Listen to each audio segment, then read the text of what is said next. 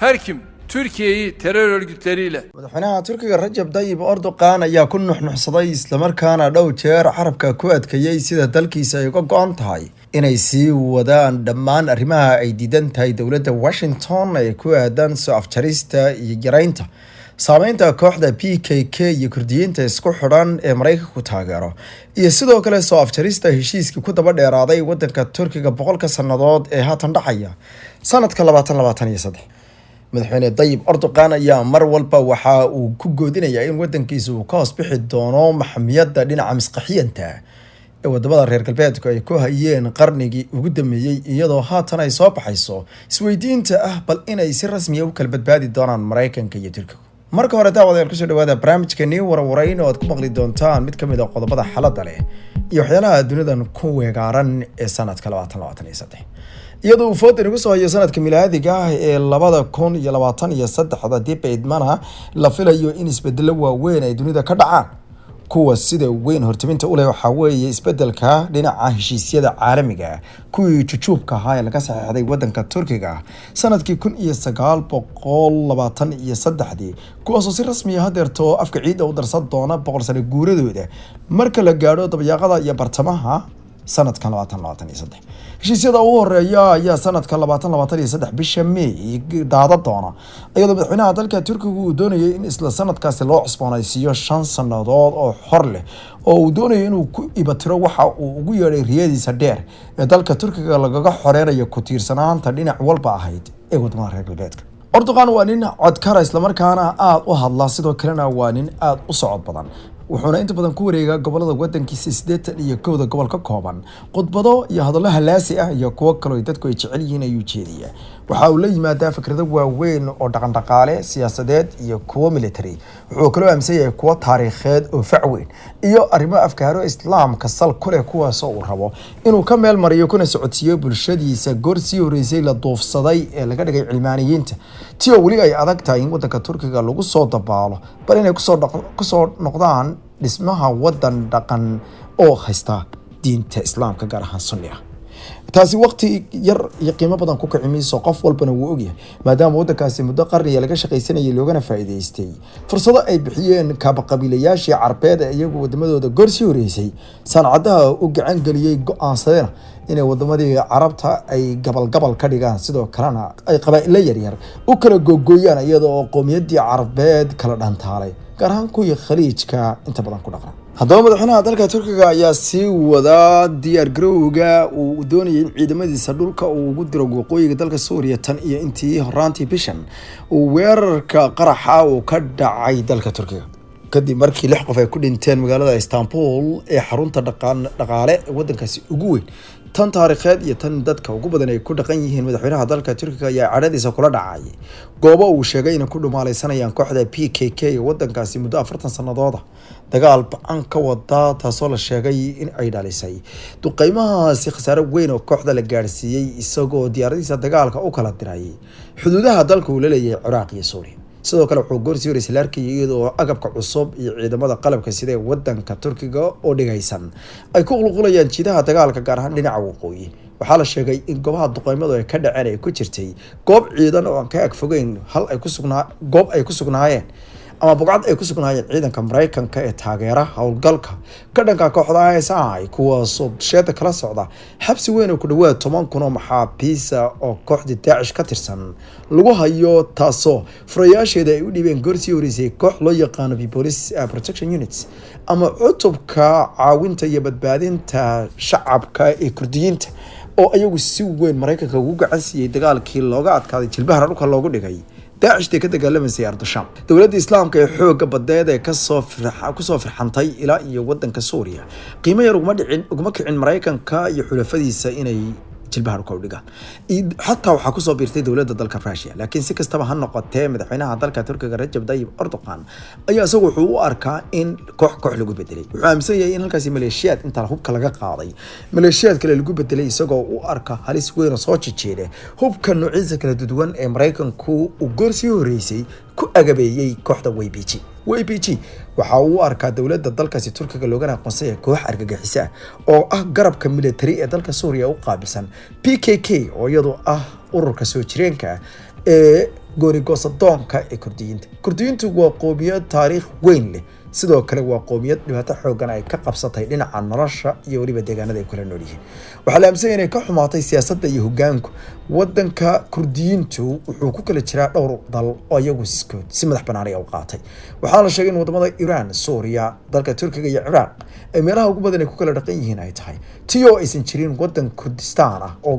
wadan ama kurdiyiintu leeyihiin oo isku wada xiran inkastoo maamul goboleed xoogan ku leeyihiin oo Kurdistaan la yiraahdo dhinaca Ciraaq haddana way tahli waayeen inay maamul goboleedo gaar isu maamula ay ka helaan wadamada intooda kale dadka taariikhda kurdiyiinta aaminsan waxay mar walba ku eedeeyaan kurdiyiintu inay tahli waayeen hab ay ugu noolaadaan una aaminaan marxaladda wadamada gaarka kala noqnoqday ee dadkooda ku kala firdheen iyo inay qoomiyad ahaan isku abaabulaan sida Turkida wadamada kala raacay oo iyagu markii dambe xitaa wadamada qaar madax ka noqday kadib markay ku khasbanaadeen in wadamo qarama noqday oo ka go'ay midowgii Soofiyeed iyo kuwa kale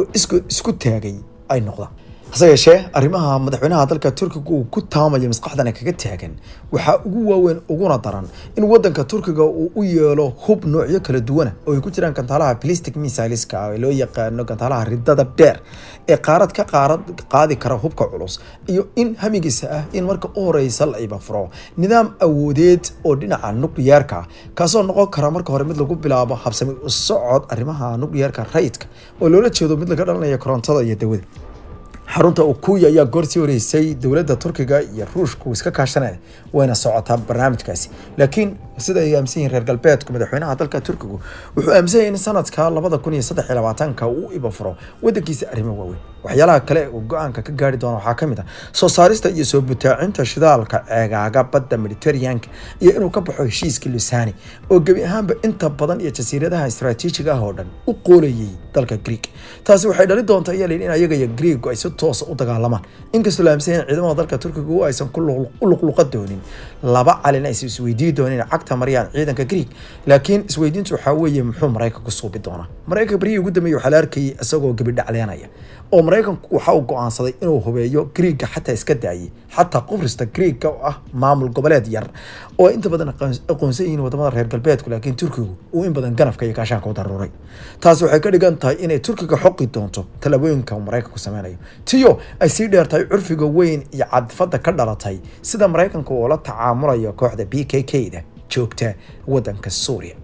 xeelarayaashu waxay aaminsan yihiin inay soo dhawaatay maalmihii wada shaqeynta awilba aan daahu saarnayn ee labada dal ka muuqatay waxaana dawladda dalka Turkiga madaxweynaha dhowr jeer laga soo xigtay hadallo xaraf leh oo dhamaantood garnaqsi ku dambeeyay oo uu sheegayo in dalka Mareykanku uu toos u cadaadinayo dalka Turkiga waxa uu ku tilmaamay inay jirto cudur aad u weyn oo laba waddan soo kala dhex galay tan iyo sanadkii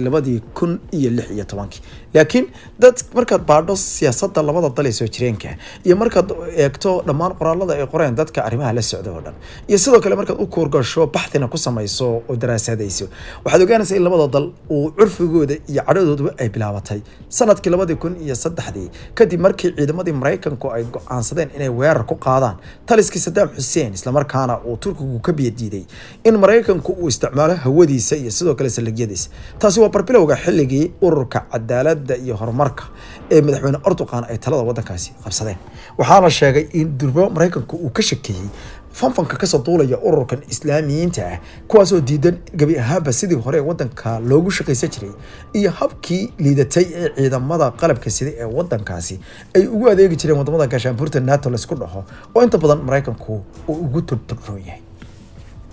haatan madaxweynaha dalka Turkigu waxa uu damacsan yahay dhowr qorshe oo waaweyn in uu weelayo isla markaana uu meesha ka saaro baahida wadankiisa ee ku tiirsanaasha hubka gaashaanbuurta NATO gaar ahaan Mareykanka wuu ogyahay in laga saaray wadankiisa F-35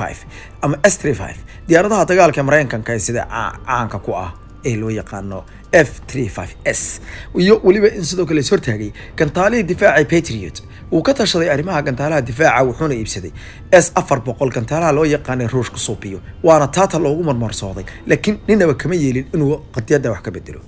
haatan waxaa qir la isku yahay in xataa laga gado diyaaradaha sii gaboobaya ee F-16 ka loo yaqaan oo mararka qaarkood lagu tilmaamo jiilka afraad ee Mareykanku uu soo saaro balse dhanmaan waxa soo baxay warar si toos ah si dadba madaxweynaha Turkiga uu sheegay dhowr jeer waxa laga soo xigtay hadalladan oo aan ka soo meeriyay sida uu Arabkiisa uga yiri ninaba weydiimin waxaanu ka yeelanno ammaankayaga cidna iskama kaayo hortaagi karto xuquuqda aan u leenahay istifaacista waxaanu sameyn doonaa inaanu ka kaaftoonno dhammaan hubabka kale ee wadamada oo dhan waxaanu haysanaa meelo kale iyo macaamiil kale oo aanu u wareegno isla markaana aanu siino dhaqaalahanada si aanu baahidayda military ugu daboolno waxaanu la nimin inaanu soo saarno jiilal dhalinyaro ah oo misqax badan kuwaasoo fariida ah ayna u dheertahay wadan jacayl oo doonaya inay wax ku kordhiyaan wax soo saarka tiknoolajiyadda waddankeena annaga ayaa ah kuwa isku filan 89% ku dhawaad waanu ka maaranay hubka dalalka kale waxaan doonayaa in dhaqaalaha waddankayga laga saaro nidaamka ku tiirsanaanta xaaraanta ribada ah waxaana u jeehi doonaa qorshe wanaagsan oo yareynta ilaa xad ee lacagta dulsaarka waxaan ku tala jiraa sanadka 2023 inaan barbilaabo dhamaystirka soo afjarista foolxumooyinka waddanka loo geystay hadalladaas iyo kuwa badan oo ka daran oo dhammaantood soo jiita qalbiyada dadka muwaadiniinta ee waddankaasi ku dhaqan ayuu si joogta u jeedinayay madaxweyne Erdogan maalmihii bilihii iyo xataa sanadihii u dambeeyay idilhaantood waxay miijinayaan in madaxweynaha dalka Turkiga uu dareensan yahay 3 arrimood oo waaweyn kow in waddankiisu uu miisaan xoogan oo siyaasadeed ku leeyahay gobolka oo taas waxay ka dhigan tahay waxyaalihii uu suubiyay oo arintii la tahli waayay ee ku aadaneed masagada ee adduunko dhan qirta la isku noqday inuu furdaamiyay oo uu ka dhaadhiciyay madaxweynaha dalka Russia Mr. Putin inuu qadiyadaasi qaato isagoo dhanka kalena waddanka Ukraine ku ogoleysiiyay ugu yaraan inay raraan marka ay joogto arintaasi dekada Odessa arinta labaad ee la yaab kale waxa weeye inuu helay warshado casri ah oo soo saara ilaa xad hub ku filan waddankiisa oo ay ku jiraan baabuurta gaashaaman diyaaradaha dagaalka oo noocyo kala duwan leh oo ay ku jiraan kuwa qumaatiga u kacay helicopteriska ah kuwa kale ee loo yaqaan droniska gantaalo casri ah maraakiib iyo waliba xataa inay wadamada kala caawiyaan oo Pakistan ayaa ugu dambeysay weekend ay u rareen isla markaana farta uga jireen markab dagaal oo qaadi kara gantaalaha cruise missileska iyo kuwa kale ee la lishaamo arinta saddexaadna waxa weeye bogcadda waddankiisa ku yaalo taasoo siinaysa gacan sareynta saameynta siyaasadda oo waddanka kaliya dhaca labada qaaradood ee Asia iyo Yurub ayuu ka mid yahay wuxuuna ku yaalaa bogcad istiraatiiji ah taasoo sahlaysa in wadamada oo dhan ay ku loolamaan in cilaaqaad wanaagsan lala samaysto oo bari iyo galbeedba reer Yurub waxay doonayaan waddankaas inay la yeeshaan xiriir soo jireena mid wanaagsan ugu yaraan ay ka nabad galaan ruushku waxa uu rabaa inaan waddankaasi lagaga soo duurin ama ugu yaraan uusan la safan gaashaanbuurta NATO haday xaaladdu xumaato ama si kale in uu mararka qaarkood u isticmaalo dabxeer badbaadisa diblomaasiyad ahaan